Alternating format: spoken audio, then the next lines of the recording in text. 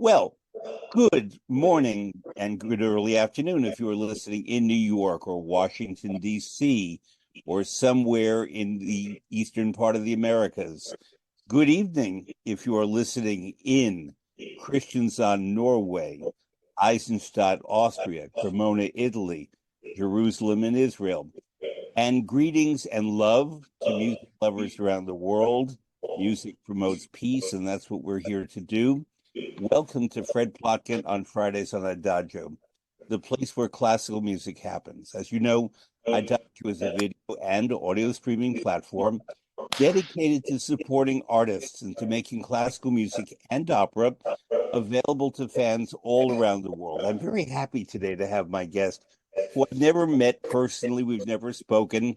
I've loved his music making for a long time, even though he's a young man. He's been doing this his whole life. Um, Julian Rachlin, who is, I believe, speaking to me from Vienna. Is that correct? Absolutely. Okay, From so the city of music, one the of the city of big cities music. of music. Welcome, Julian. Julian, I'm going to call you a musician, but you are a conductor. You are a violinist. You play viola. You are a force in music in terms of making music happen. And that's sort of the spirit of Adagio, and that's why I'm very happy to have you come. You have performed with friends of mine. They all highly regard you, and it's been my desire for a long time to speak with you. So, Julian, welcome, New York and Vienna. Thank you so much, dear Fred. It's an honor and a joy to be on your amazing podcast. Thank you. So, the first thing that I do when I talk to friends in Vienna, I know Vienna well. I love Vienna. I've worked there a lot. And there is a friendly competition between New York and Vienna. I would say that Vienna, without question, is the city where all of this music was born and was the musical capital that people went to. It has a special spirit of music.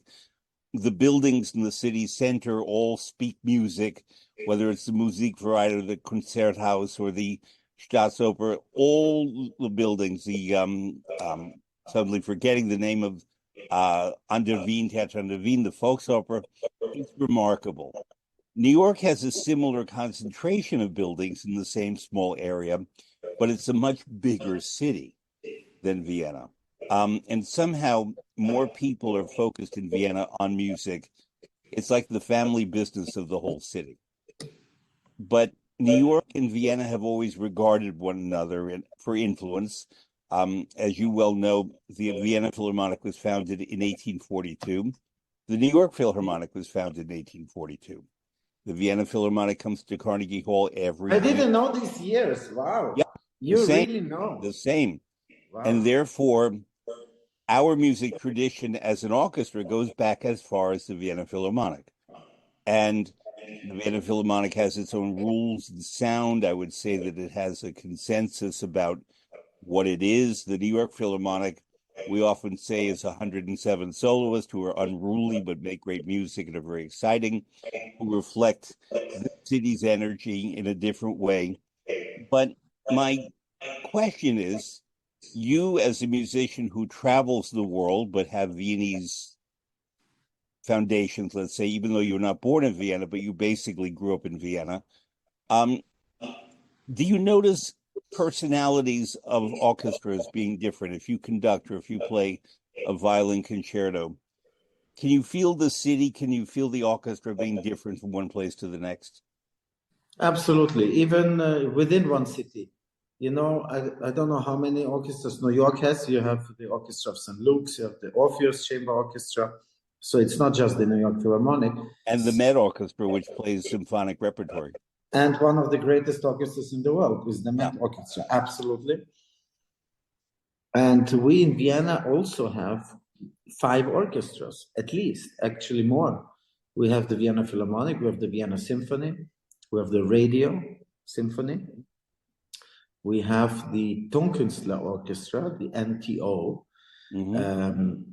which is also a very fine orchestra. We have the Volksopera Orchestra. They also play symphonic music now more than ever.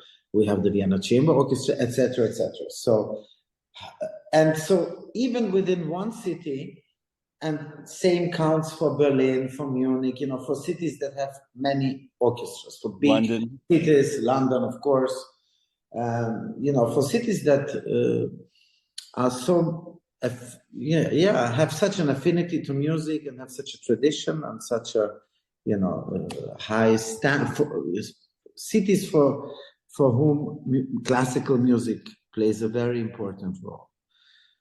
Each orchestra has its own sound, its own tradition, its own way of communicating, its own way of existing, of listening, of reacting to different conductors. They have their own humor. They have their own way of, being and existing in rehearsals. It's like a company, like any company, right? Within one city, you have many different companies who, let's say, do the same thing. And if you would visit each company, it's totally different. Of course, then there is on top of that, because you're dealing with humans, on top of that is the environment. So each environment is different. America or New York is not even America, right? So if you specifically talk about New York is a country that is made out of 1,000 countries and is its own We say thing. it's an island near the United States. I like that.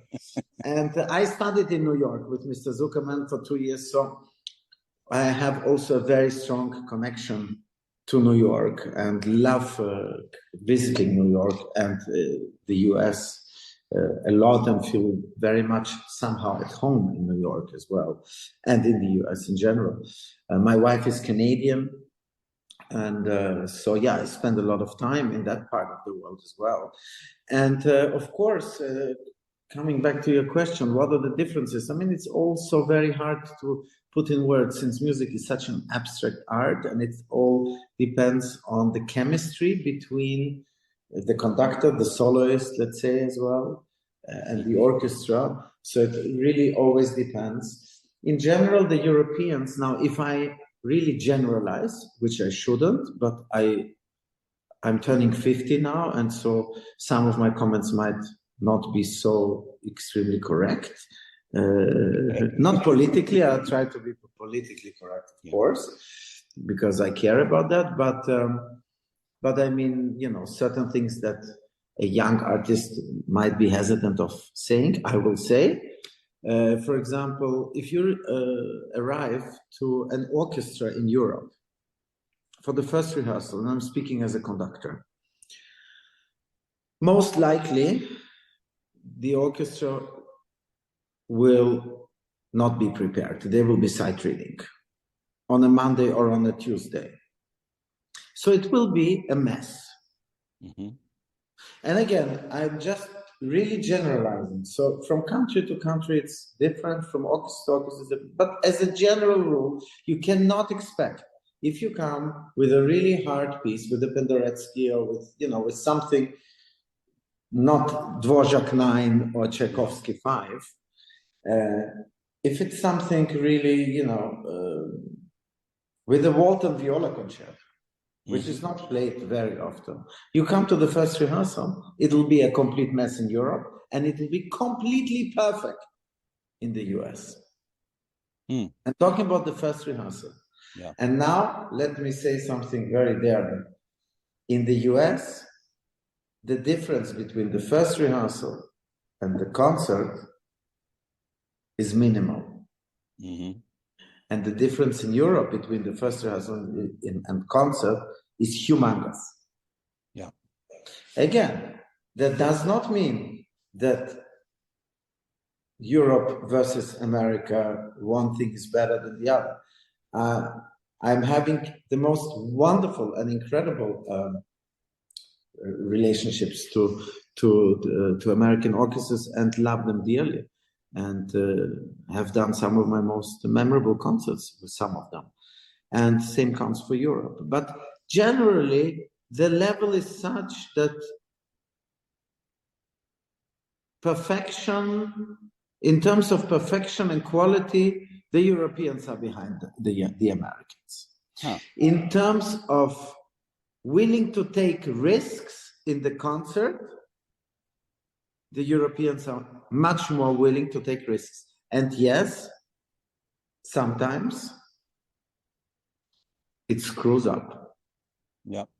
So whereas the Americans name... are going to make sure that in the concert, everything is still at the highest quality. But sometimes, and this is the fine line, these are always the borders that we're trying to explore. Mm-hmm. How much risk can you take in the concert without it affecting the quality and the overall level? So I'm going to name a name here, and I'm not talking politics at all. I'm only talking music making.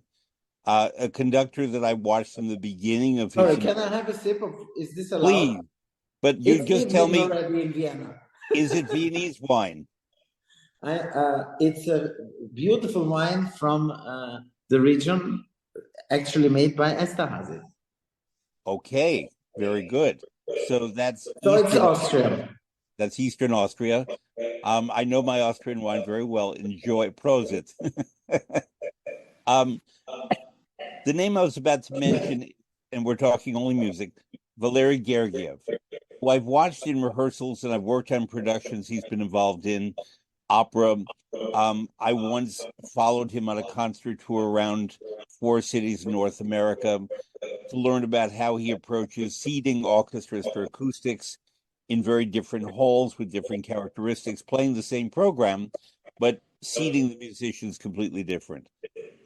He arrives often at the last minute, and the musicians are in place, and there may be some communication, but he tends to launch right into the rehearsing, and sometimes just the performance without a rehearsal. There have been performances I've heard of his that have been spectacular and among the best things I've ever heard, even in a hall with bad acoustics. There have been other performances I've heard where clearly he wasn't prepared, or the musicians were not ready, or there had not been enough rehearsal or communication, and it's like a train going off the tracks. Now, I'm willing to accept that excitement and the unpredictability that you're talking about. Maybe, perhaps, and I want your opinion, not mine, in North America, there's a desire to have a completeness and a, not perfection, but high quality, that going on that spontaneous journey with Gergiev either works or doesn't. And I'm not talking about Gergiev now, I'm talking about music making. But I was not talking about not enough rehearsal time. I'm talking always about enough rehearsal time. Right. But I mean, this is a very big difference, because for me, arriving to an orchestra unprepared is an absolute no-go. It's a red light. And I can only speak for myself. And I have the utmost, highest respect. Gergiev is one of the greatest musicians of the 20th and 21st century. There is absolutely no doubt. I don't think that anybody can doubt that he's one of the greats. But for me personally, arriving unprepared is completely, let's say, I have very, very strong aversion against that, because it is disrespectful towards everybody. First of all, disrespectful towards the composer. Yes. Disrespectful towards the orchestra, towards the public, towards the people that are buying tickets for a lot of money and are spending a lot of time, going to the concert, doing all the necessary arrangements with their families, with their children, with their, with everything. It's a whole chain. Yeah. So this is an absolute no-go. And arriving to a concert with no rehearsal for me is completely impossible. And just, I just don't respect that in any way. The least that we can do as musicians is to be utmost prepared as much as we possibly can. It's never enough anyways. I would love to have 9 rehearsals for anything. Yep. And then 10 concerts for one program. Well, the reality is you don't have neither 9 rehearsals nor 10 concerts, unless you have a tour with your orchestra. And also these tours today are not a given to have, a big number of concerts in a tour, because times have changed, and crisis and what have you. But Yeah, my comparison does not reflect the amount of rehearsal time. I was saying that it's, with equal amounts of rehearsals, still the amount of risks that one is still willing to take, even when everything is rehearsed in the concert. Now you rehearse for a whole week normally for one program, and then comes the concert. So now the orchestra, and we're talking about between whatever 60 and 100 musicians, depending on the piece. How much do they trust themselves and the conductor to forget everything in the moment, in that very moment? This is the holy moment. This is the moment of the truth. It's when we step on stage, dressed in our tails or whatever it is, and the curtain opens for the public. This is a very special moment. Mm-hmm. And for me, and again, I can only speak for myself. Yes, we do all the prep work. It's like in the kitchen, you cut the vegetables, you cut each vegetable for hours and hours, and you prepare and prepare and prepare. And then only in the last half hour, you start to create. And I compare it a little because I love cooking as well. And so, the concert is just, as we say, the dot on the I. Yeah. I don't know if you have the saying in the Well, States. I've written 8 cookbooks, so we are really on the same. Oh my God. Well, I'm including one of them about the Habsburgs. So I'm very, that's why I know Vienna so much, not only for my music work, but I came to study the cuisine of the Habsburgs. So that, oh my God. Not the Esterhazy, the so Habsburgs. Much further. So, I love that analogy you made about the preparing the mise en place. Say the dot on the I. So this is only, I don't know if we can say it on a podcast. Is it under 18 or? You can say whatever you want. It's the concept is the orgasm. I'm sorry to say, but the foreplay is our rehearsals. Yeah, and in some way they are much more interesting. I'm going to follow that analogy. A very, very. No, I know. I'm going to follow your analogy just a little bit further. If the rehearsal is the foreplay, what about the programming, the selection of what music to play? Because that would lead to a different. We're speaking. This is the choice of partner. It's true, but I mean, for example, if you were to say, first you need to know who you want to do the foreplay with. Right, and that's really important. I mean it very seriously, and you do too. That if, for example, we were to do the Shostakovich Seventh Symphony in Vienna, St. Petersburg, Amsterdam, or New York, it's a magnificent piece of music.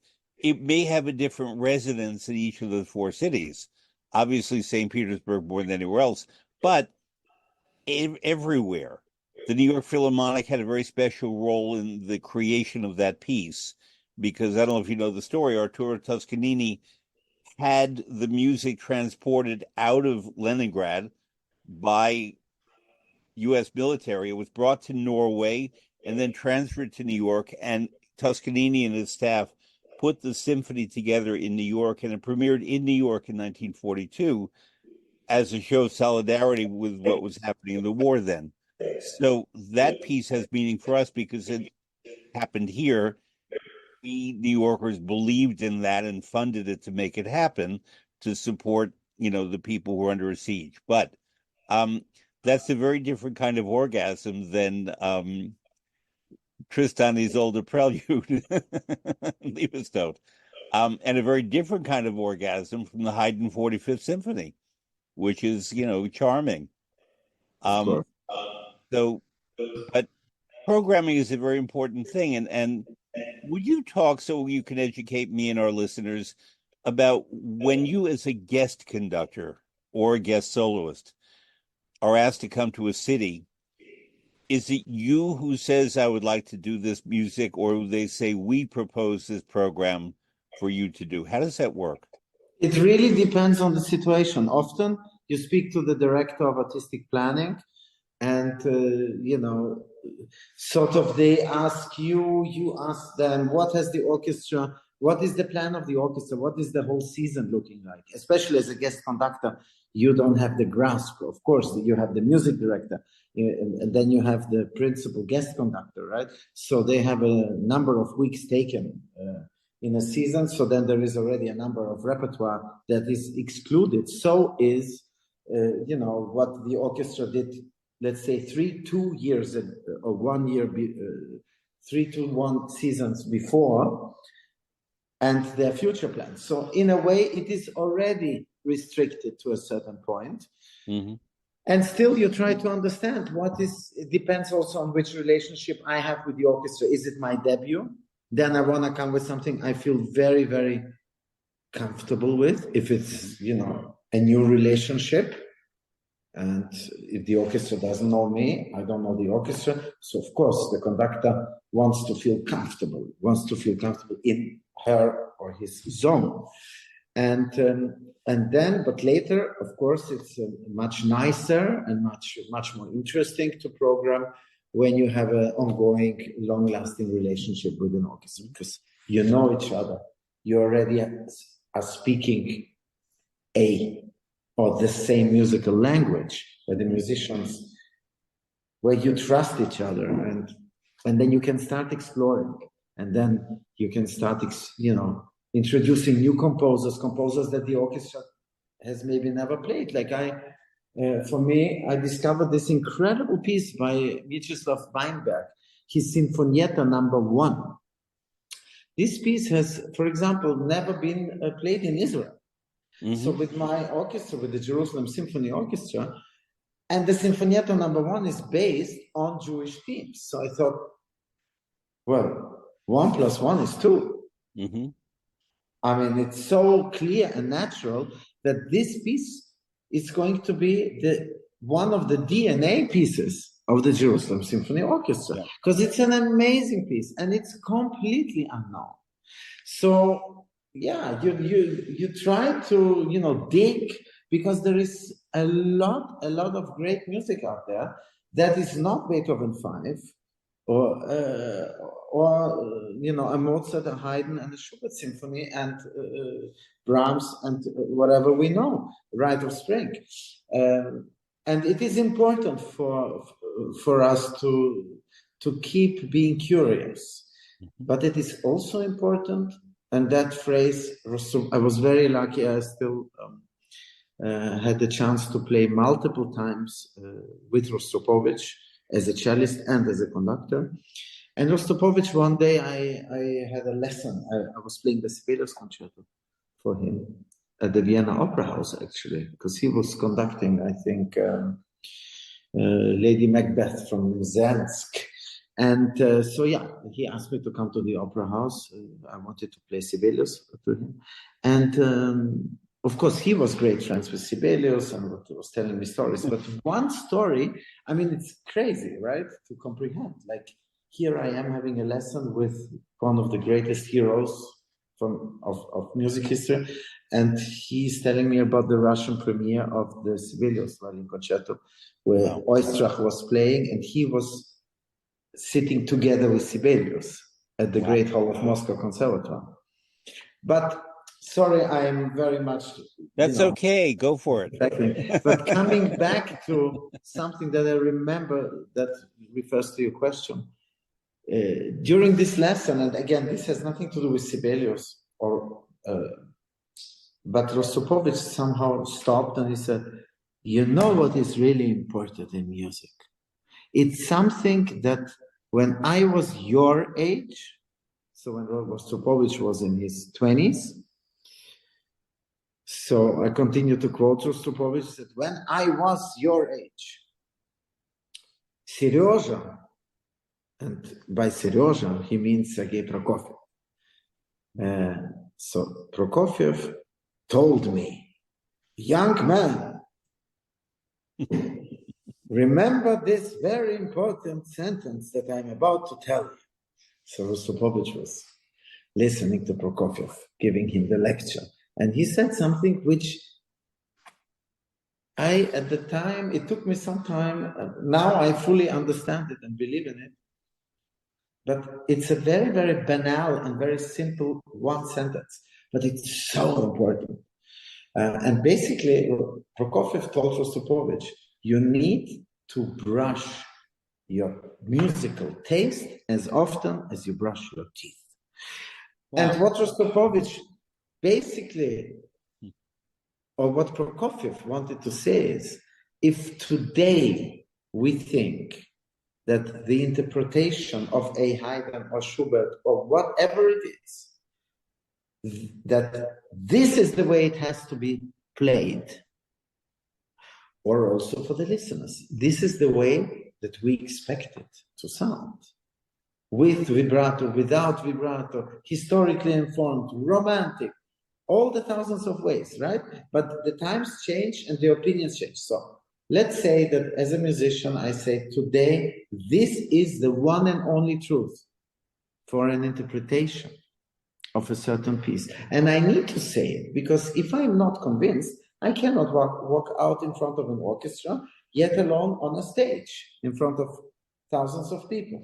So we do need to be 100,000% convinced. But tomorrow, we need to brush our teeth again. Mm-hmm. So that means tomorrow we should open the score and look at it again.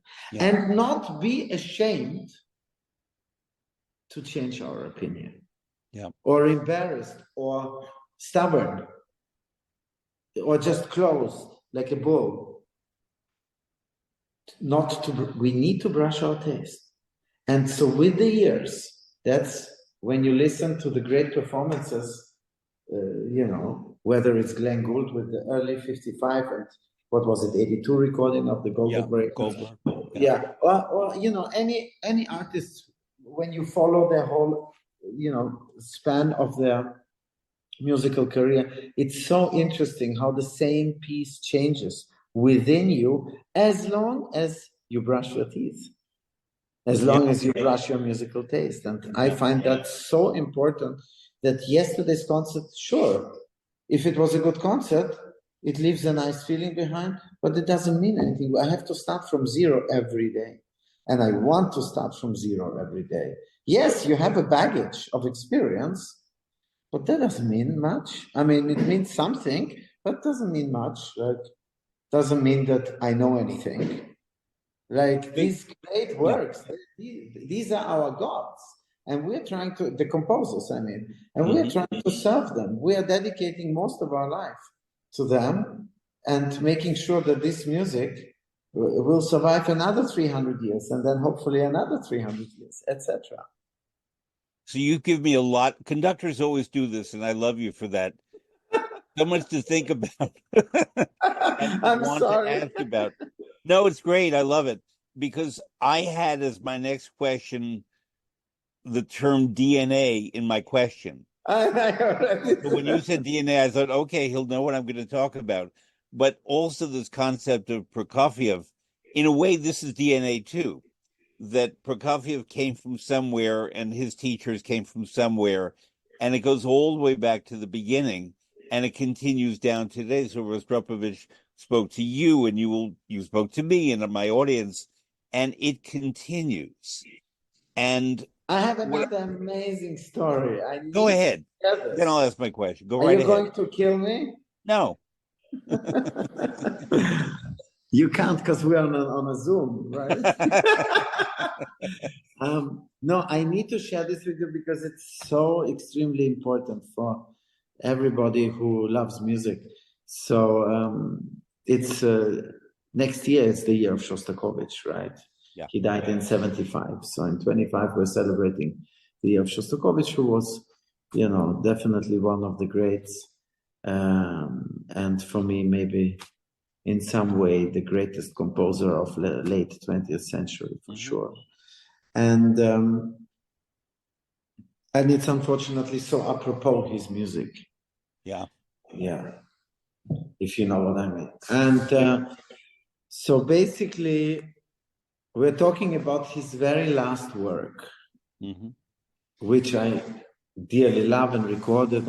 And so do I. I know what you're going to say. Go for it. So it's the Viola Sonata. Yeah. Yeah. His last completed work, which is an ode to Beethoven, because the last movement he quotes the Moonlight Sonata. It's kind of based on the Moonlight Sonata. And here is the little story to it.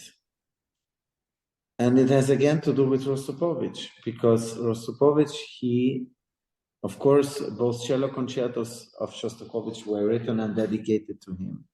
And he said that when Shostakovich knew that he was going to leave the Soviet Union, they had their last lunch together at Shostakovich's house with the families.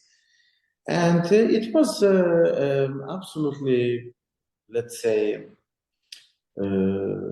usual lunch without any major topics. They just, sat together, spoke a little bit. Nothing dramatic happened.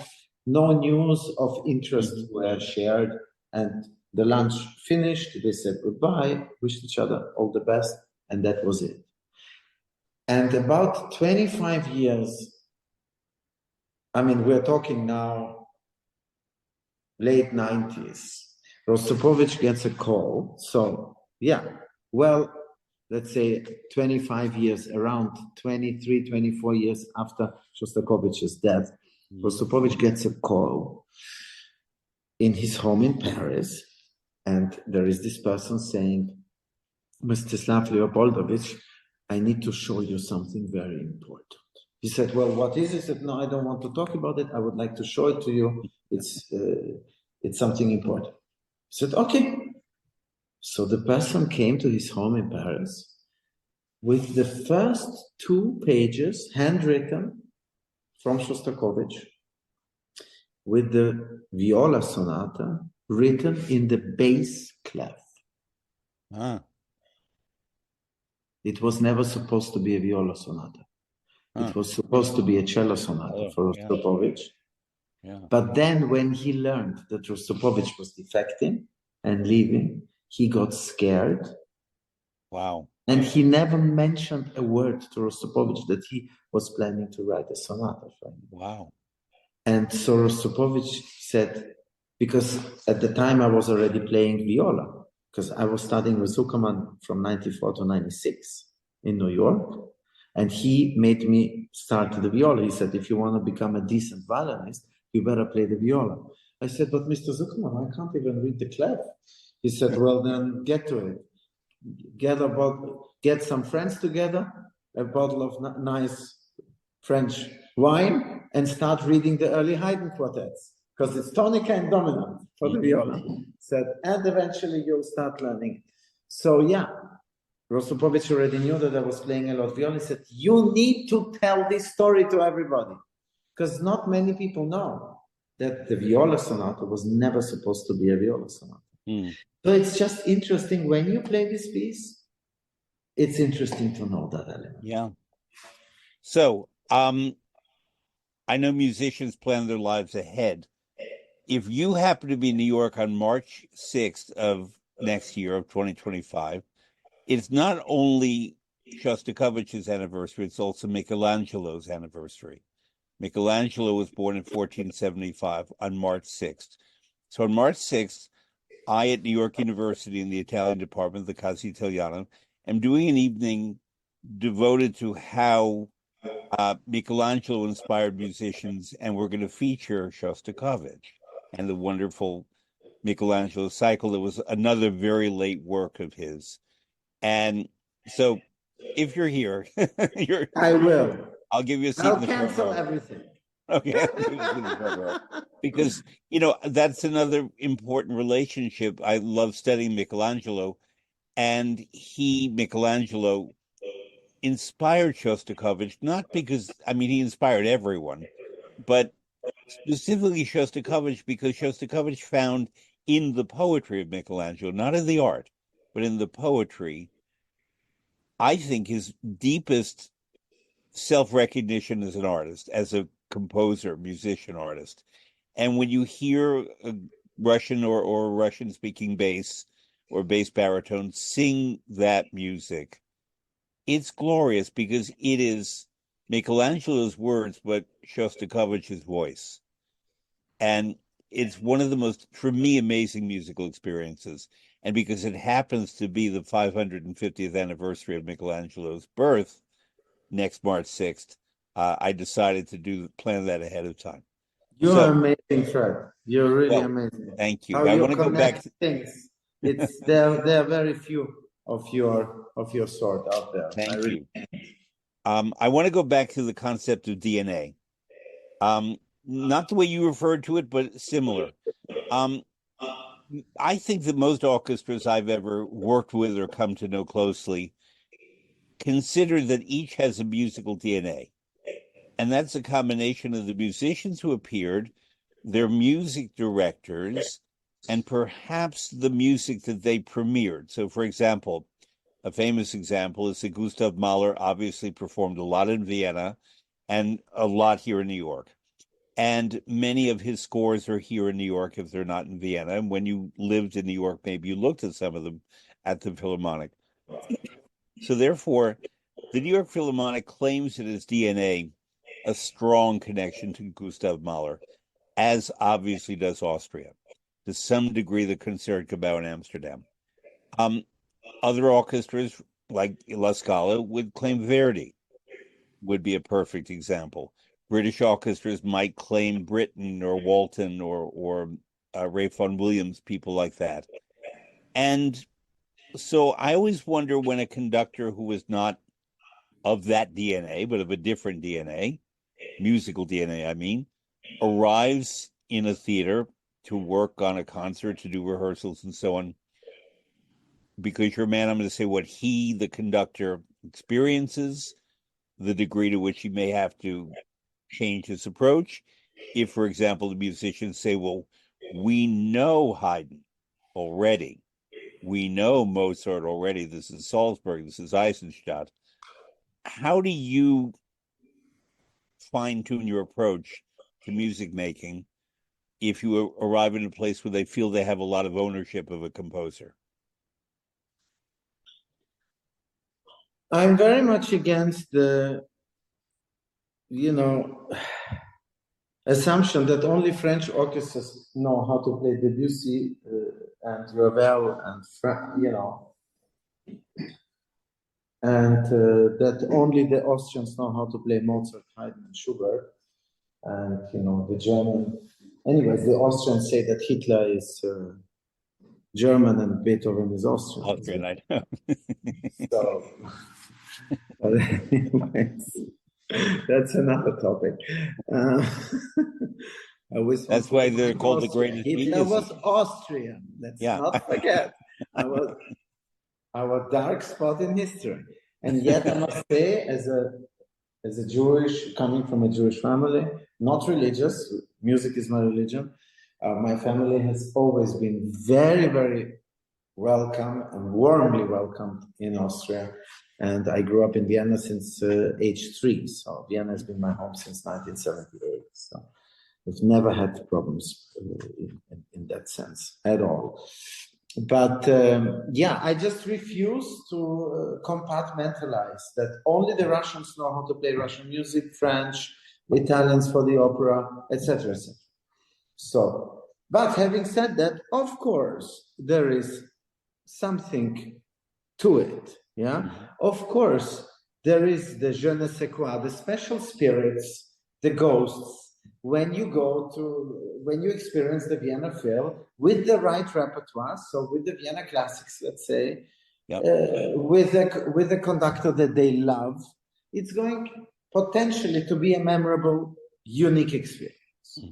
When they play a Mozart or a Schubert great symphony. I mean, it's just unbelievable. In that hall, this orchestra with the right conductor and the right repertoire is going to be, the chances are very, very high that it's going to be something that, even though maybe, and definitely, not maybe, definitely, another orchestra can play it just as incredibly, but that your senses are just, it's like with perfume. It's something that you cannot say. It's something that you taste and that you remember. It's a memory. First of all, it's the impact of the moment, but then it's also what you're left with. right? The concert is not only for in the moment, it's when the concert is over. What does it do? What does it do to you? Yeah. Does it have like with the wine? Is it just the moment of the sip, or is it what you will remember in 2, 3, 4 months or years that you drank this incredible bottle and you had this incredible meal and you had this unbelievable musical experience? So in general, I'm completely against it. I think against this catalogization and, that absolutely wrong. Of course, anybody can play Haydn and Schubert and Stravinsky and the Verdi opera. I mean, well, this is ridiculous because we are all mixtures of everything. Yes, and it's like saying with the string quartets, the greatest American string quartets, they all came from Europe. And but then they took it forward, and yes, and they grew up and learned in America. And it's all these borders. We always like to set borders and then to say, oh, this is something foreign, they are not as good as us.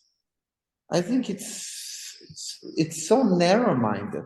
Aren't we all like a combination of things? And isn't a good musician only a musician that is learning from all different cultures and experiencing all different cultures and ways and traditions? If you were talking about tradition and about a certain sound of an orchestra, yes, every orchestra has its sound, but does that mean that a conductor needs to come and put their pants and say, oh my God, you are the Philadelphia Orchestra, you have your string sound, oh my God, you're the Vienna Philharmonic?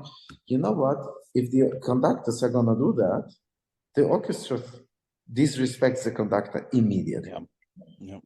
A conductor that just comes and is just in awe and completely like, oh my God, I'm so sorry that I'm here,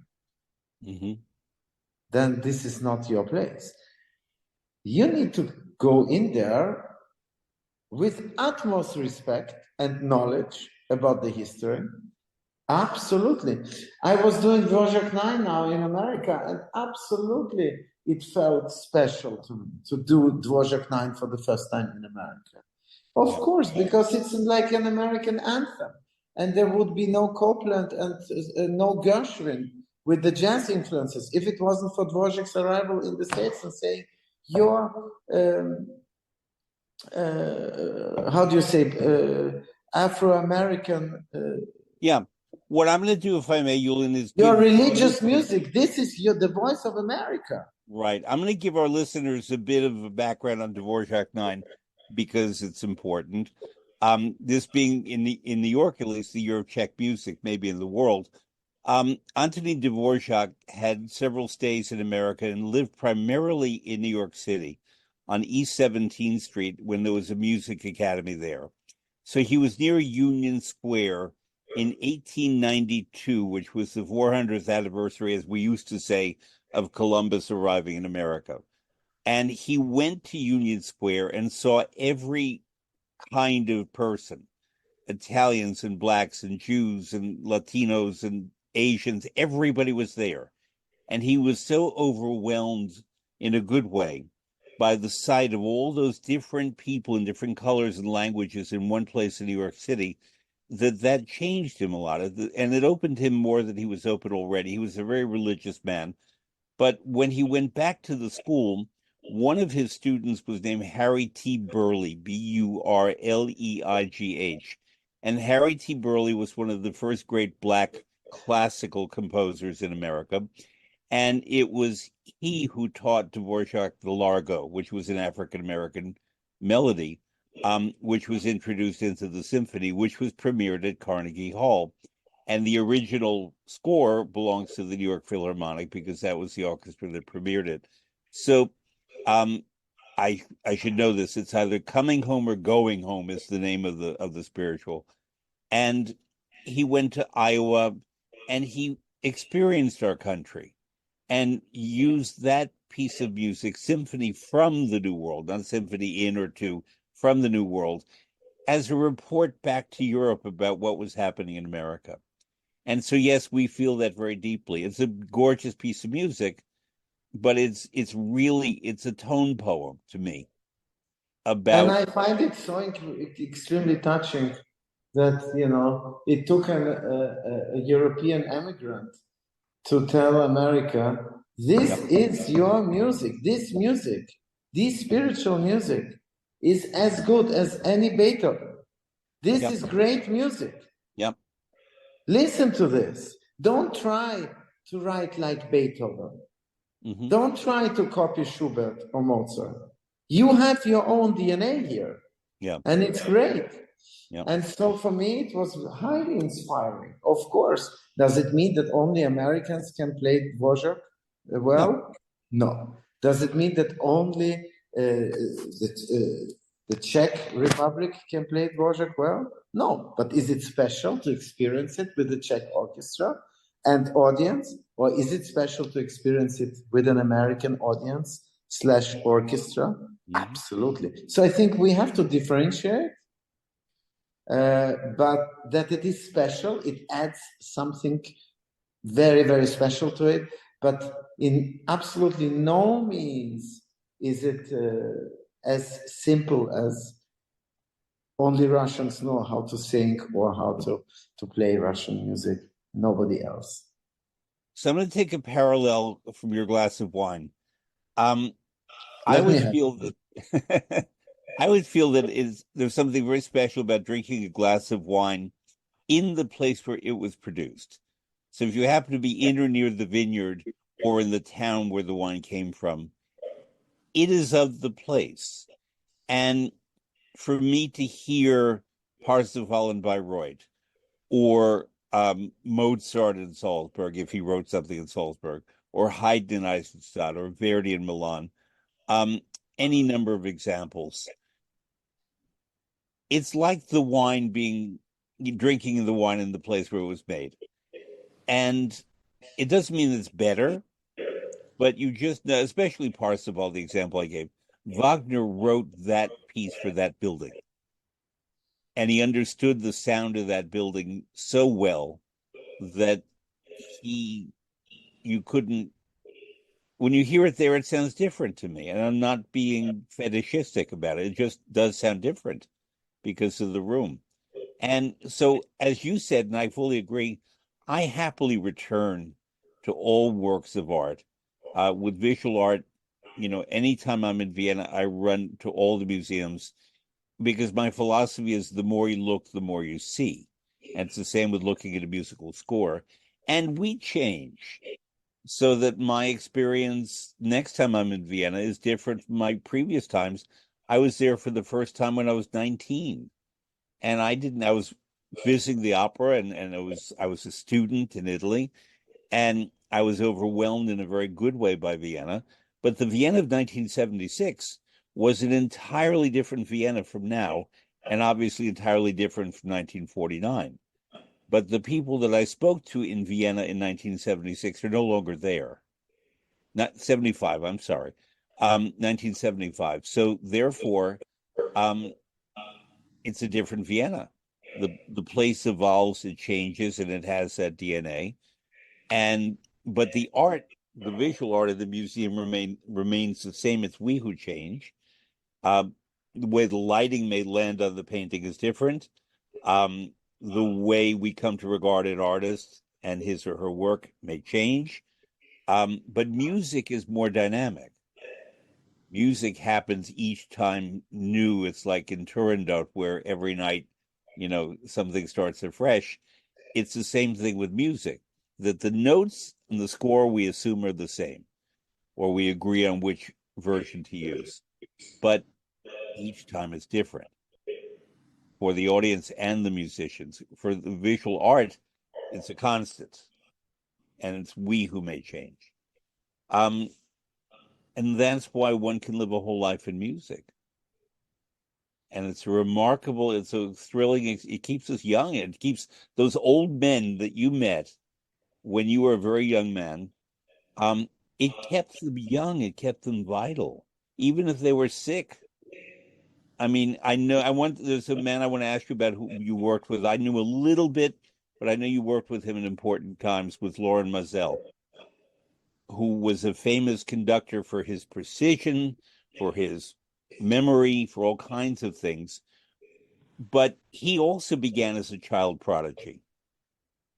Did he talk to you about the experience of starting very young as you did, and then the road that a musician takes, and that perhaps after the initial glory of childhood success, that then you become part of the musical world and there are other people around in the next generation? Did he offer advice or insights about having a long musical career and connecting to the music? Mazel told me something that was, I mean, in a way, he invented me, Mazel. He was the first to take the risk when I was 13, after I won the Eurovision competition. And he happened to see it, or somebody showed him the tape, and I was 13, so he took me. And I played, my God, I think, I counted it even. I think it was like 57 times under him. But yeah, he was not an easy person. He was a No. quite split personality. Yeah.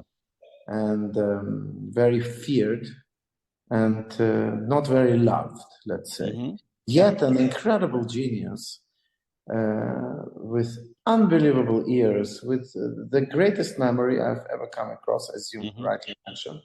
He was rehearsing any piece by heart, and whenever stopping, he knew the bar number. So he would say, bar 457, second bassoon, your B flat is too sharp. That was Mazel. Completely insane. Yeah. And yeah, I must say that yes, he was very, very specific. I remember a concert. We were on a tour in Asia, and we were in Seoul, Korea, and he asked somebody from the organization if the concert is sold out, and they said, "Oh, we're so sorry, maestro, it's full, but it's not completely sold out." So then, as a protest, he wore these bright yellow sneakers with his tails to show like his, disgust.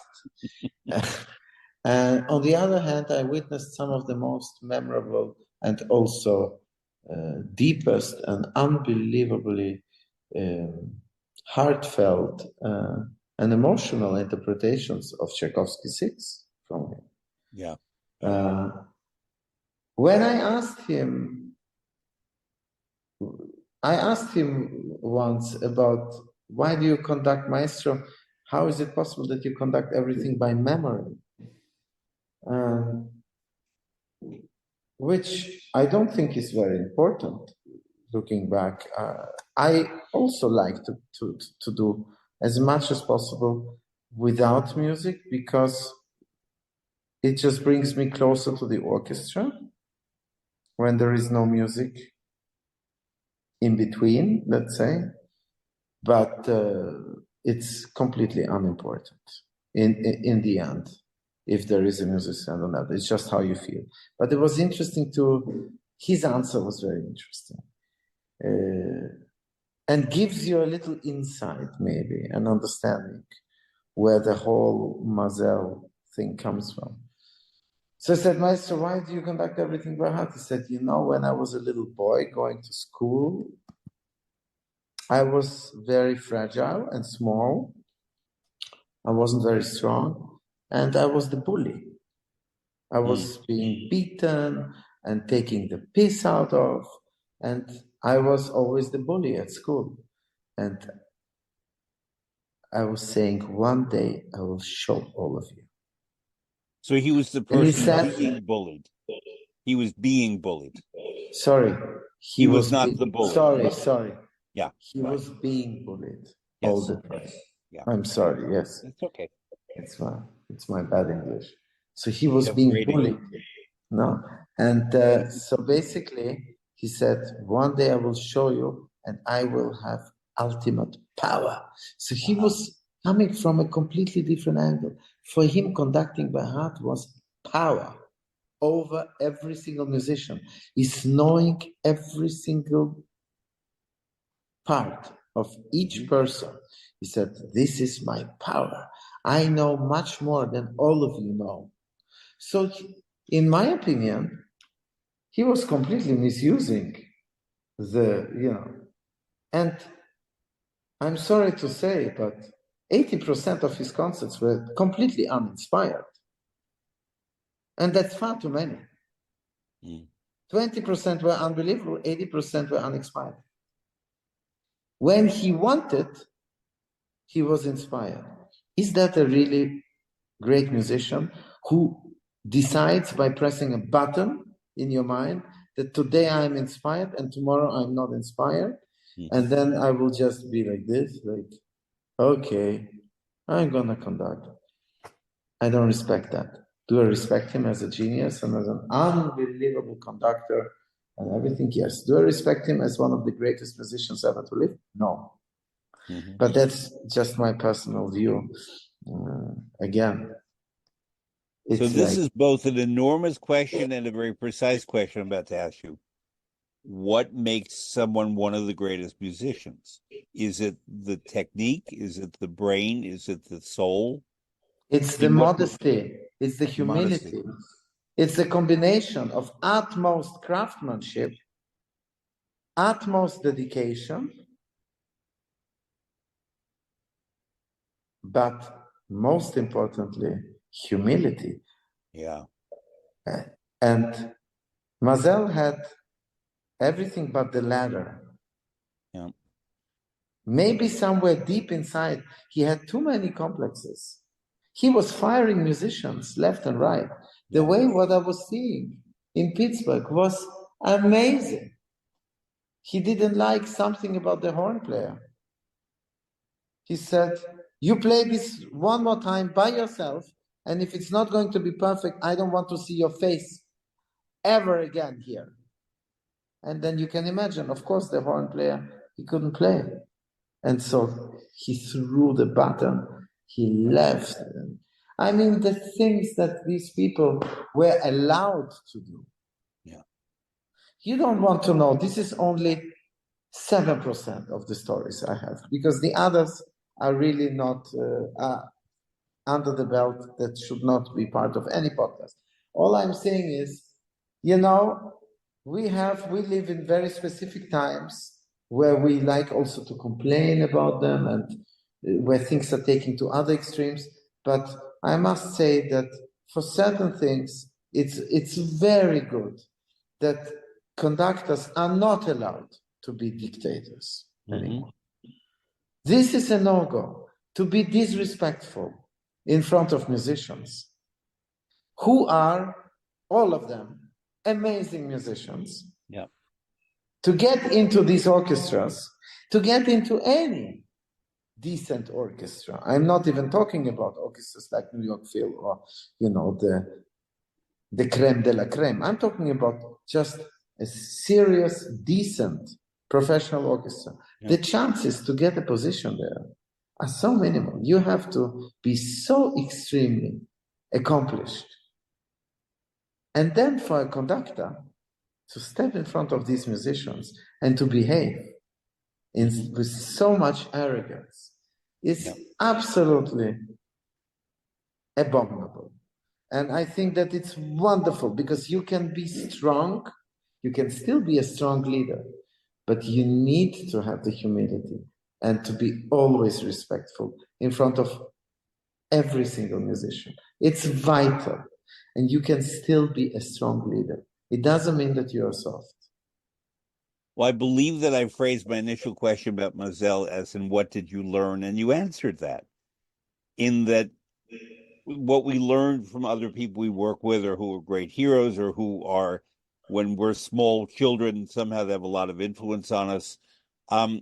It's important that you learn the good and the bad about him. And the example that you gave of the ideal musician, when you described that person, one name came right into my head, who I was fortunate as a young man to study with and learn, and he's still the model, is Claudio Abbado. Was great musician, genuine humility. He was first among equals. We all loved him, but he would sit with us and have a glass of wine or food or whatever, and he didn't make himself exceptional. He just was first. We always thought first among equals, but it was hard not to just stare at him in amazement, because for many people, not every piece of music, but many pieces of music in my head and ear, the way it should be played, or the way I loved it the most, is Claudio Abbado's interpretation. I love Abbado. I was listening to a recording of Wozzeck, and I didn't know who was conducting, and Berg's Wozzeck, and the announcer on the radio stupidly said that was the Vienna Philharmonic doing Wozzeck, with no mention of the conductor of the singers. It was Claudio Abbado conducting Alvin Berg's Wozzeck with the Vienna Philharmonic. It was amazing. And not what we think of with Claudio Abbado. We think of Verdi and Schumann and certain composers. It was Alvin Berg, and it was extraordinary. No, his repertoire was very, very vast. And I was very lucky to have also witnessed a lot of Carlos Kleiber in Vienna. I was at the concert where he did Brahms' Second Symphony and Mozart Linz, Mozart 36.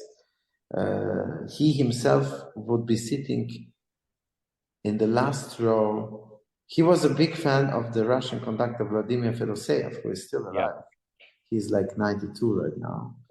And so whenever Fedoseev, who is the music director of the the Tchaikovsky Symphony Orchestra in Moscow, whenever Fedoseev would be visiting Vienna or Munich, Kleiber would always sneak into the rehearsal and sit in the last row with the score and write things down and listen.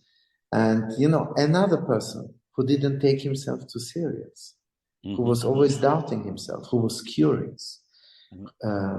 Maurice Janssens, one of my big mentors, also one of my very, very important mentors in conducting. Now, I happen to know, because I have followed your career, though we've never spoken before today. You did the Penderecki double concerto, Maurice Janssens. Is that correct? Well, the world premiere. I was asking Penderecki for 12 years to write a concerto for violin, viola, and orchestra. And he was telling me, why don't you first play all the pieces I wrote for violin and viola before asking me? Because everybody wants always something new. And my old things are never played. So he said, why don't you do that first and then come back to me? So you know what? I was young and hungry, and I loved his music, especially the late Penderecki. Yeah. And I did. I practically played all the pieces he wrote for violin and viola, and I came back to him. And already during this, what took a total of 12 years from the initial idea that I came with to him for the double concerto, we have by that time become very close friends. And actually my debut with New York Philharmonic was with Penderecki's Metamorphosen, with his second violin concerto. I was there. And so with Mazel, because Mazel asked me what I want to play. And I think I asked him, I want to play Brahms, which was not possible. And then he said, well, what do you want to do? I said, I want to do Penderecki too, Metamorphosen. I said, I don't know this piece. Send it to me. So I sent it to him, and he agreed to do it. Then I went to Penderecki to make sure that I do everything correctly. He worked with me. We had a couple of performances with Penderecki conducting. He said, and again, that was so charming. Whenever Penderecki would be conducting, he was a lefty. It was not so easy for him to conduct his own music. And I remember after one of the performances where he was conducting this, we stepped off stage and he said, you know, Julian, one thing is to compose, the other thing is to conduct. So he didn't take himself too serious. He knew that he was not the greatest conductor. Because his music is so complicated, it needs great skills Yeah. for a conductor, which he not necessarily all possessed. He had all the greatest skills as a monumental composer, but that was so charming, because he didn't pretend to be, So again, he was a very modest person. And so I went to him. I said, I want to be prepared for my New York Phil debut with Mazel Penderecki. So I was playing for him, and there is a place where it says, with mute, con sordino, put on the mute on the violin. So I put on the mute, I start playing, and he stops me and screams, "Why do you have the mute on? Are you crazy?" I said, and by that time we were already good friends. He said, "But Krzysztof, it's written con sordino. You write in your score with mute." He said, "Yeah, but that's for Anne Sophie Mutter, not for you." Because the piece was dedicated and written for Anne Sophie Mutter. But I said, "But how can I guess that?" Isn't that a beautiful anecdote? Because that's what we are dealing with these dead composers. We can't play for them. We can't ask them. We can only try our best so they don't scream and turn in their graves. But that's such a symbolic story of a great composer, like going crazy. Why did I put the mute on?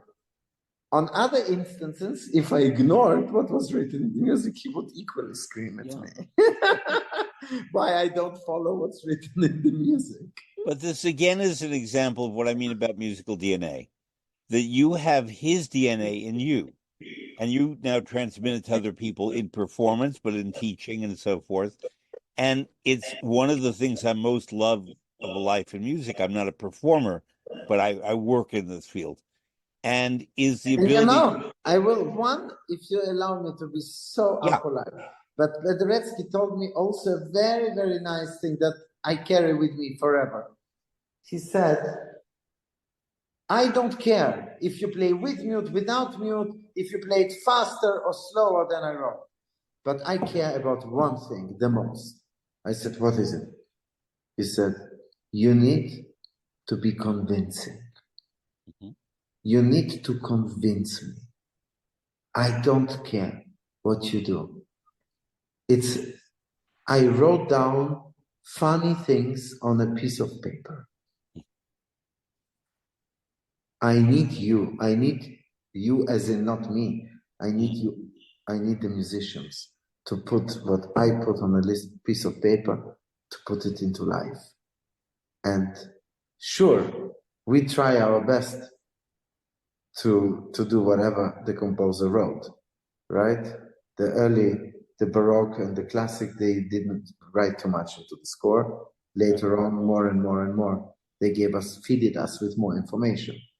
But isn't that so wonderful to hear from one of the great composers? Yeah. In the end of the day, I don't really care, because there is a million ways to do his pieces. And if you ask me, there should be a million ways.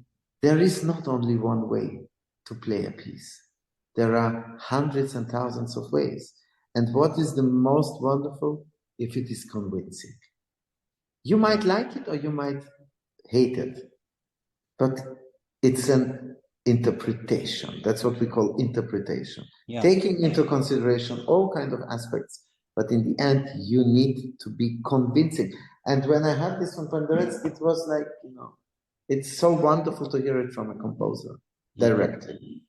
The parallel is when you write a recipe, even if the recipe is authoritative and clear and so on, if I then hand it to a person who will cook from the recipe, she or he has to be convincing using my notes on my page, but it becomes something else with the ingredients in the hand of the instinct of the person making the recipe. It's not mine anymore. It will never taste the same, right? Right, exactly. So you prompted a question in my head that I have wanted to ask a string player for 50 years, and I've never had the opportunity. I'm going to do it right now. You were saying that Penderecki was left-handed. in New York, for many, many years, we had a wonderful organization called the Opera Orchestra of New York, and the conductor was Eve Queller, still alive and well in her 90s. And there was an amazing musical organization. And these were musicians who gathered to play esoteric, rare operas that she would discover, and great singers would come. And I went to all of them for decades. And the second chair violin was a man who held the violin in his right hand and bowed in his left hand. And I've never seen that before, because many orchestras I see are in pits, so I don't necessarily see them. But he played obviously good enough to be the second chair. But how does that happen physically, technically? I study clarinet, so I don't know this at all about string playing. No, that's a completely crazy, crazy. I have come across maybe two people in my life who do that. The whole instrument needs to be built upside down, because if we go from right to left, we start with the E string, A, D, and G string. Now, since they play upside down, the whole arching, everything needs to be built like a mirror, right? So the instrument has to be rebuilt completely different. So, and how they can manage, for me, is a mystery. And I think for anybody is a mystery, because most left-handed or right-handed people, it doesn't matter. Yeah.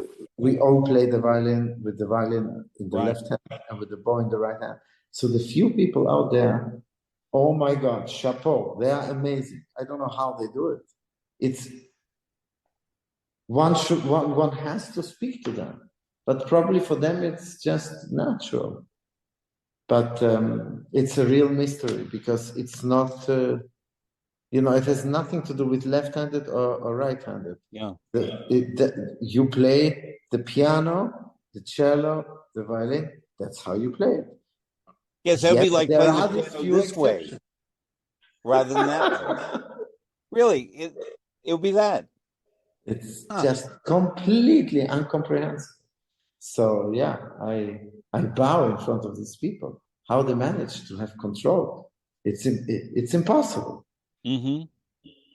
Now, it's not that I want to take you down memory lane, but you're a young man who worked with very old people when they I'm were. not so young anymore. I'll be 50 this year. So That's young. One of them that I have to ask, I met him when I was a little boy, but I wouldn't know what to ask him, was Yehudi Menuhin. What could that be like? oh, Fred, this was an amazing. I mean, if you put me to the wall and say, one violinist, pick one, it'll be the young man. Absolutely. So this was for me, to be able to perform with Menuhin conducting. That was something unbelievable that I will never forget. I think I was 15. It was in Vienna. I played the Mozart concerto. And yeah, the way he was looking also during the cadenzas when I was playing, and just the humbleness, the positive energy, the support. He was such a kind human. He was an unbelievable man. And he was so much more than a great violinist and a great musician. He was a real ambassador of music. Yeah. He was a real,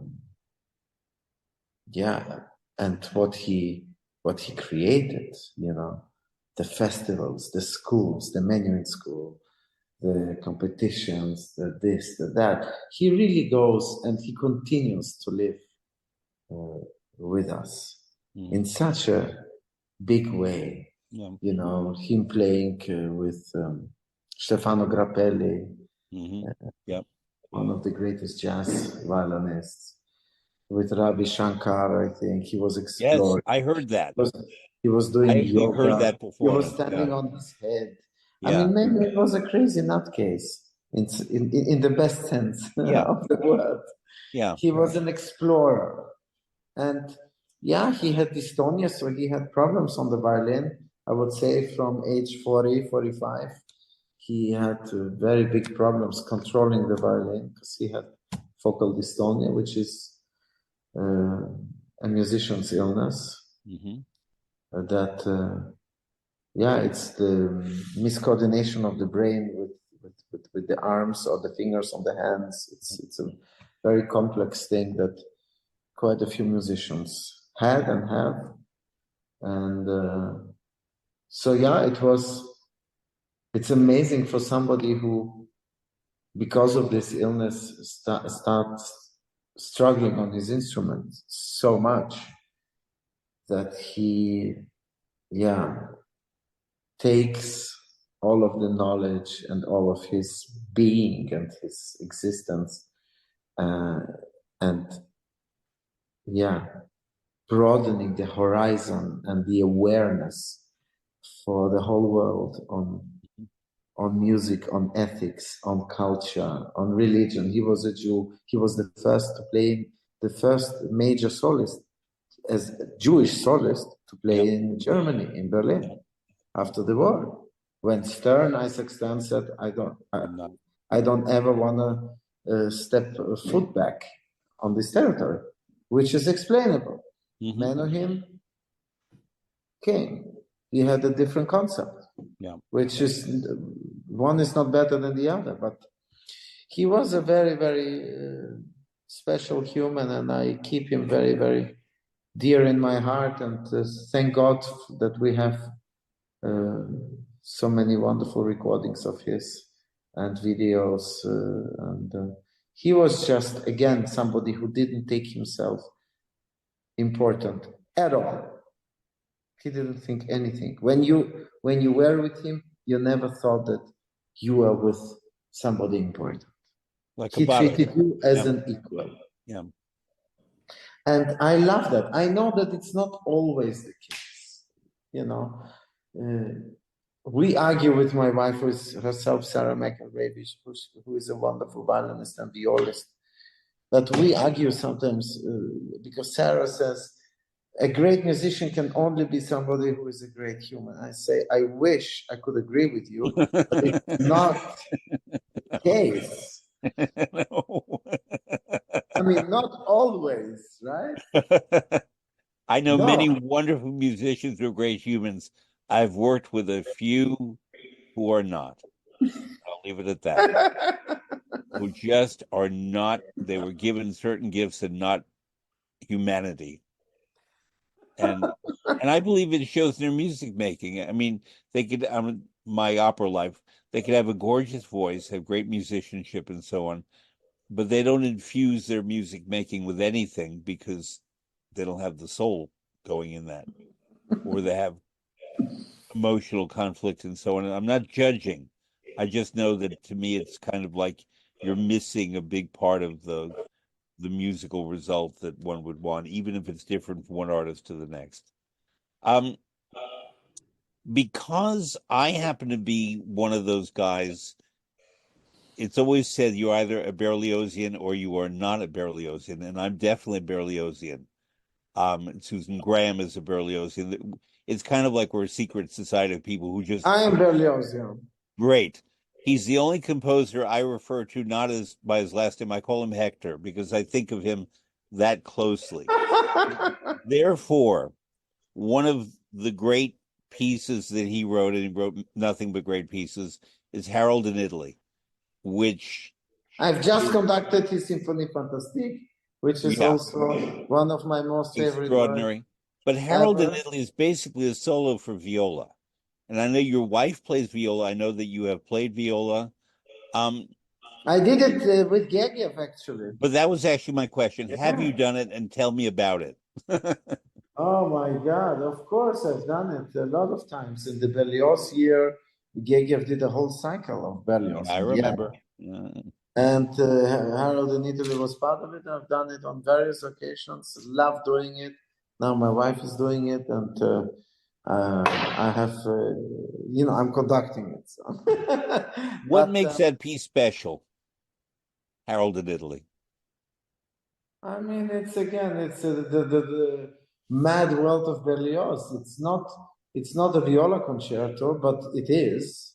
You know, then in the end, the viola ideally goes up and plays the string quartet in the end. It just, you know, you have like a 500-600 bars where the viola doesn't play, and then you have this incredible moment of string quartet. You know, this most intimate of the most intimate, and then the biggest gigantic moments of them all. Yeah. He was just a revolutionary. Yeah. Like Beethoven. Yeah. He revolutionized so much. And I love playing Harold in Italy. I mean, again, I don't see myself or see the viola as such a, you know, major part. It's a real symphony. It's a gigantic symphonic work with with very significant viola solos. But it's like Don Quixote also in some way. Yeah. Don Quixote, yeah, it's more of a cello concerto, the viola parts. But yeah, it's those works with like Heldenleben, yeah. But Berlioz is right up there with the greats. It's just he has, you know, somehow always like Schubert remains a little bit in the shadow. Like Schubert is always a little bit, just a fraction, always in the shadow of Beethoven and Mozart. And the same for Berlioz, a little bit in the shadow of, you know, Richard Strauss, of Gustav Mahler, of, you know, the big symphonic guys, of Bruckner. And no, Harold in Italy is, it's such a rewarding piece. It's such a, actually, it's a very, yeah, it's also a triumphant work. I don't know, what do you think about it? Well, I'm so in love with it that I don't analyze it. It's, you know, I can put on my musicological hat and analyze it. I won't do it. No, but we can all read bliss. about it. It's in the end, it's the emotion. I mean, you of course you read about it and the inspirations and this and that. But in the end, music should always remain as intellectual as it can be. It still the most important. That what I always try to tell people, especially when I see that the audience, and nothing against old audience. I love old people. Thank you. I've always been around old people. I was always the young. Now I am the old people. I know. You know how it switches, right? And suddenly you are by far the oldest in the room. I know. So yeah, even with 50, let me tell you, I am very often the oldest man in the room. And I hope it stays like this, because it's amazing what one can learn from young people. Yeah. It's wonderful. And I think the older we get, the more we should be around young people. It's a fantastic thing. That's what keeps us going. The older we get. Michelangelo wrote at the age of 82, Ancora imparo, I'm still learning. And that was Michelangelo. Absolutely. And so, but what I want to say is I want to inspire, do a little part. When I go to China and I see that the average age of classic music audience, the average age is 25, between 25 and 30. Can you imagine? That's China. And the halls are completely packed with 5-year-olds, with 7-year-olds, with teenagers, with 12s. And I wouldn't say that I'm particularly known, although I start going there quite a lot.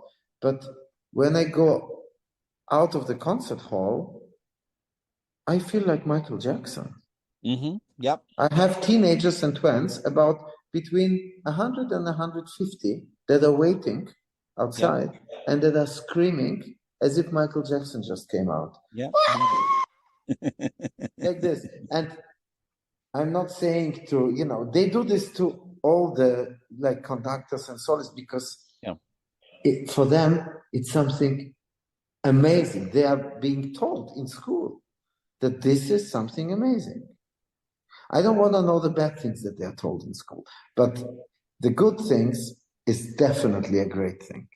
Because then when I see the United States and the empty concert halls and with extremely high average age, and also in Europe, that's very, very concerning. And and in Asia, it's the complete opposite. Not just China, in general, in Asia. Yeah. So I really, really hope that everybody who listens to your wonderful podcast realizes that it's not about classical music, be it opera or a symphonic concert or a chamber music concert. It's nothing to do with a certain elite. It has nothing to do with, oh my God, I haven't read enough about it. I don't know enough about it. So I shouldn't go. It's something boring. It's something for my grandparents. Oh no, classical music, that's not cool. It's only about the emotion. And in Asia, it's the coolest thing to go to a classical concert with your friends, with your loved ones, or with just if you want to have a night out with your friends. Sure, you go to a pop concert, you go to a rock and roll, to a jazz, to a heavy metal, whatever you call it.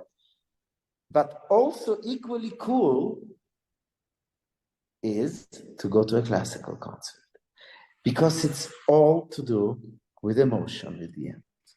And who can say that the great classical music, be it Baroque or modern, but the great classical music is not the coolest and most special, exciting, and emotional experience? It completely is. You reminded me I never met him, the very elderly conductor, Sir Thomas Beecham, who was a young man in the 1920s and 30s, but was still conducting beautifully in the 60s and so on. And my father loved him. And my father played trombone, and he was in an orchestra that um, Beecham was conducting. And they were doing a piece by Frederick Delius because Beecham was a big advocate for Frederick Delius, for whom I am named. And my Wow, came in that's the music. I'm named for three Fredericks, but that's one of them. And my father came in knowing the music, and apparently the first violinist sat down and said sheepishly to Maestro Beecham, "Maestro, I don't know this music." And Beecham said, "Oh, you will love it." And to his infuse the love of this unusual work by Frederick Delius into these young musicians, which my father knew he was, not Mazel, although they had the same birthday, but he was not Mazel in terms of his being mechanical. My father was a very soulful musician, but he felt a particular connection to Delius the way I do with Berlioz, for example. absolutely. And I love that we can all have our different feelings and connections, and it's all good. It's all good. Point. Now, my first favorite piece of music, and I remember this vividly, my earliest musical memory of all was the Haydn Trumpet Concerto. And I just loved it. It was on the radio here at WQXR in New York. And my dad said I jumped up in my crib and I started dancing. And I How just, old were you? about two, 2.5, I was still in the crib. And he said, I was sitting there playing with a toy and the music came on. I jumped up and for the entire trumpet concerto. So Haydn to me always had a very special place because he was the one, I later learned the name of the composer, who awakened me to that, to the joy of music. And this brings me in a gentle way to the fact that Haydn in Austria has an exalted place, but he too is a little bit lost in the cracks between Mozart and Beethoven, both of whom he knew and influenced. But Mozart was kinder about Haydn, I think, than was Beethoven. I don't know if Schubert and Haydn ever crossed paths. I'm not sure, but nonetheless, he's Papa Haydn because he was the foundation in many ways of the sonata form and symphonies and so forth. Now, you lead a festival called Herbstgold, which is the gold of autumn, in the Esterhazy, not Eisenstadt, Schloss Esterhazy in Eisenstadt. It's a gorgeous palace. I've been there numerous times. The Heidensaal is a beautiful room. Haydn lived there for many, many years in the town of Eisenstadt, not far. He was the court musician of the Esterházys. It's one of the great examples of patronage by an enlightened family of a great composer. And Haydn had the security of an income because of that, and therefore remained and composed beautiful music.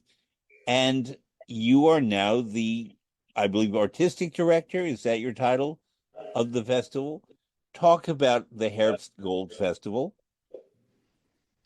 I mean, it's such a great honor to have been asked to be the intendant, or as you say, the artistic director. It's really the place where string quartet was invented.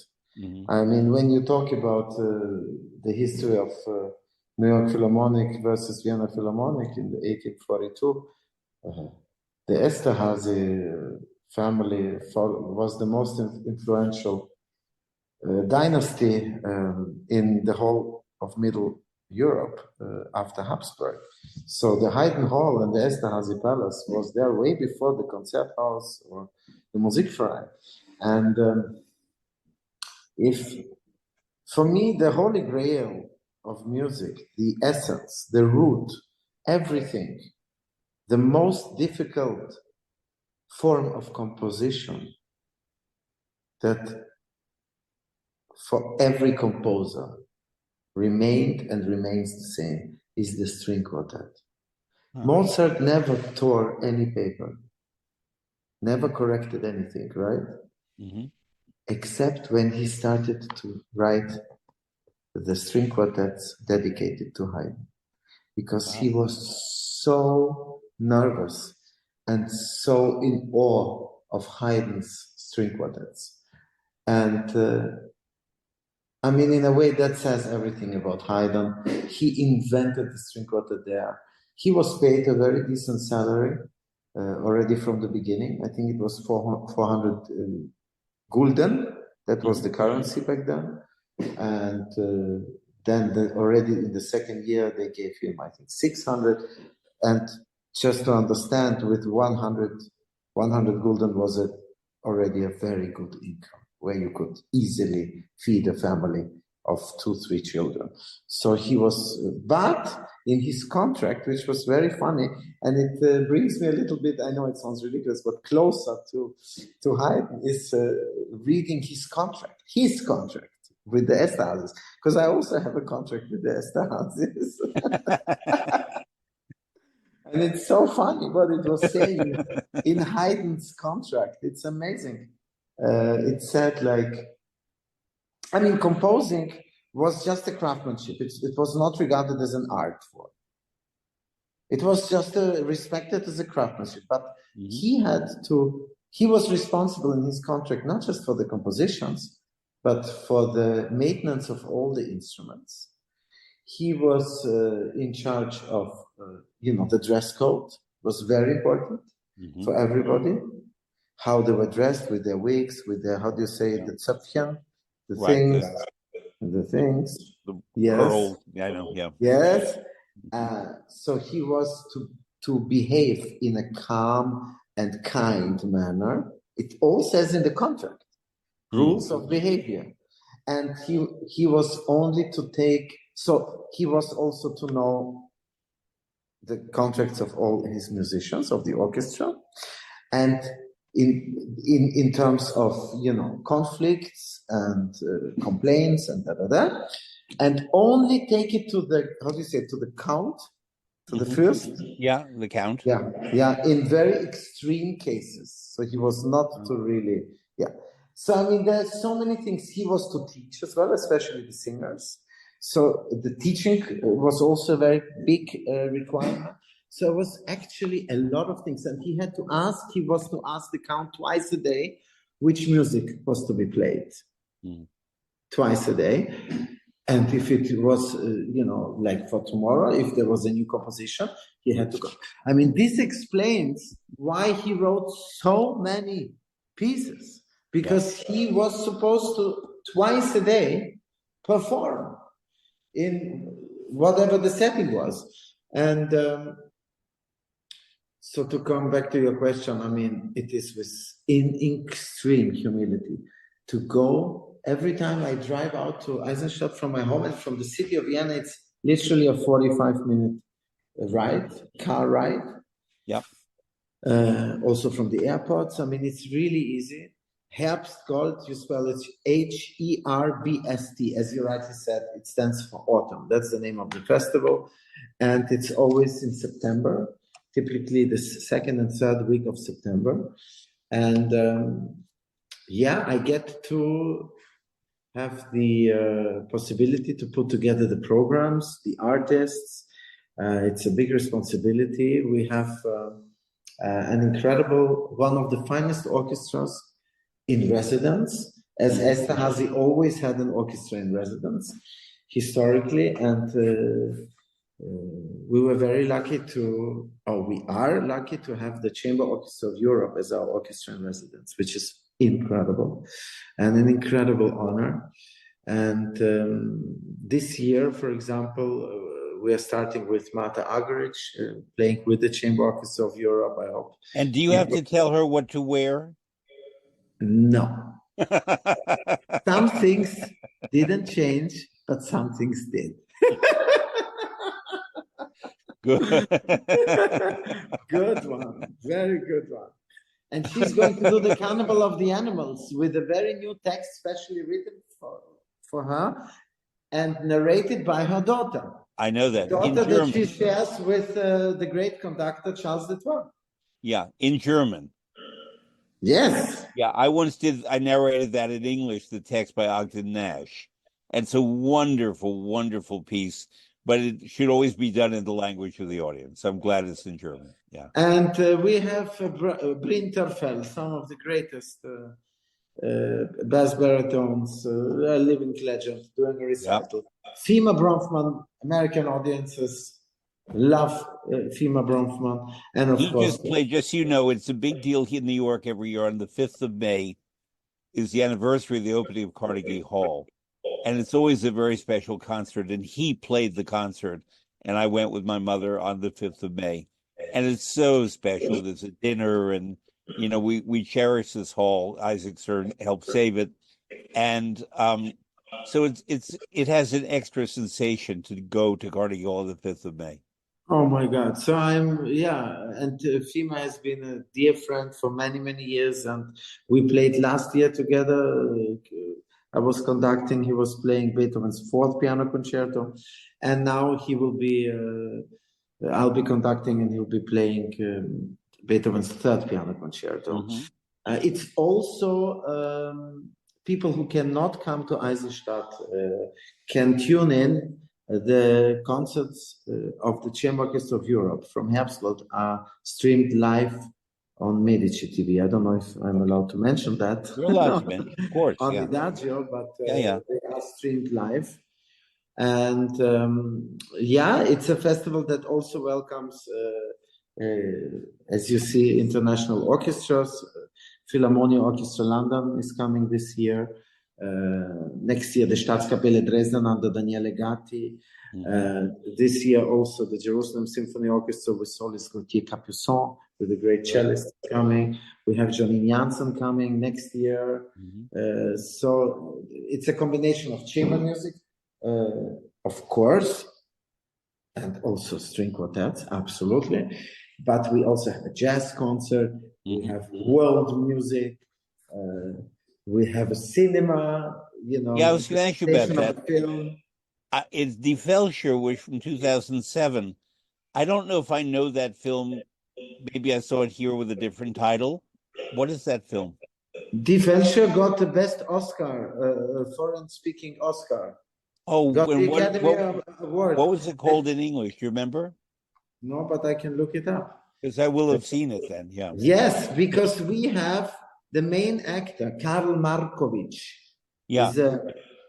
He is doing a project with word and music. Every year I do a project for where we work together with actors.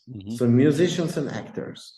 Last year, George Hamilton came. The year before, John Malkovich came. And actually, in 2025, John Malkovich is coming back. The year before was Klaus Maria Brandauer. So we always find very special projects for actors who love classical music. Yeah. And voice and music. It's something which also the audience loves that. They love to see their cinema heroes on stage with musicians. And there is so Did much Malkovich perform in English or German? Or French? Die Fälscher, So John Malkovich. John Malkovich is doing in English. In English. And we are because I think he lives in France, so would speak pretty good French as well. Absolutely. Yeah. So Die Fälscher in English, The Counterfeiters. Oh, yeah, sure. Of course, yeah. Okay. It won 2007. It won 2007 and 2008. Yeah. It's a film by Stefan Rusowicki. Yes, I saw it. Okay. So, of course, because Karl Markovich, we're doing a concert at Herbstgold, which is dedicated to the forbidden composers in the Third Reich. Yeah. Yeah. And we thought that it is great. Karl Markovich, it's not John Malkovich, it's Karl Markovich, it's a different spelling. Right. Is one of the great German theater / TV and movie actors, but a real character actor, very, very highly regarded, amazing actor, and great human. So I'm going to put a thought in your head, and you can use this. I would love to see you have the actress Martha Keller come and do something. She really knows and feels classical music. I helped her with a big production at the Met of Don Giovanni. She knows her music. She is multilingual, French, German, English. Perfect. She has performed Honegger. She's performed all kinds of that kind of stuff in Verbier, where she lives part of the time, in Paris and New York. Oh, yes. I heard her in Verbier. Yeah. Exactly. And she's wonderful on the stage. We, a number of years ago, had a play version of Judgment at Nuremberg here in New York, which famously was Marlene Dietrich in the film. It was Martha Keller in New York, and she was great. But not every actress feels classical music the way she does. Of course. No, it's such a wonderful... That's in your head, I'll come.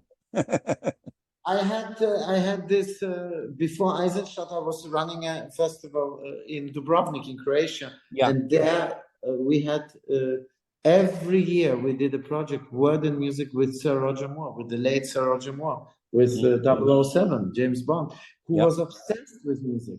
And so he was. I developed.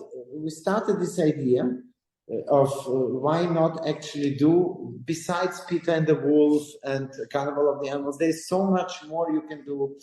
We did projects with the Mozart letters, with Beethoven's Heilige Stettner Testament, and his Opus 130 string quartet. There's so many interesting things one can do with voice and music. So it kind of became sort of a tradition, which at Herbstgold in Eisenstadt is also sort of I took it with me, and people really like it. So this festival, of course, it's as I was telling you, this wine is from Eszászik. Eszászik is now divided into different organizations. They do food. A lot of they have their own food production, winery. The culture is very important. It's not just the Herbstgold Festival. They have a big opera festival as well. I know that. So I'm pulling out of my head without notes, so correct me if I say it wrong in German. Is it Frühlingsstimmen, the voices of spring? Yes, Frühlingsstimmen. So you can have Herbststimmen. Very good. There you go. But then you should compose that. Okay. That's a deal. But I was not proposing for that. At Esterházy. I was really making a pun about it. They had voices of spring in Vienna, so you have voices of autumn. Yeah, Herbststimmen. There you go. So, Julian Rachlin, we have just had a I think, a wonderful conversation. It's the kind of conversation that makes me feel good about the world. And I thank you for that. It was terrific. I really appreciated it. Talking to you makes me also feel much better about the world. But I didn't have wine. You had a glass of excellent Austrian I was, wine. I think, very, very modest. I just had 4 sips or something. Yeah. Okay.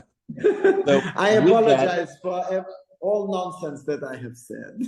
No. On the contrary, we really learned, and that's my goal on this program, is that I learn and that my listeners learn. And because these videos are archived, people will continue to learn in the future when they come back and watch this conversation with their own glass of wine. And with that, I say thank you. Danke. Dankeschön. Viele Grüße. Many, many greetings. Stay safe and stay healthy, and listen to a lot of music. Thank you so much, Fred. Thank you.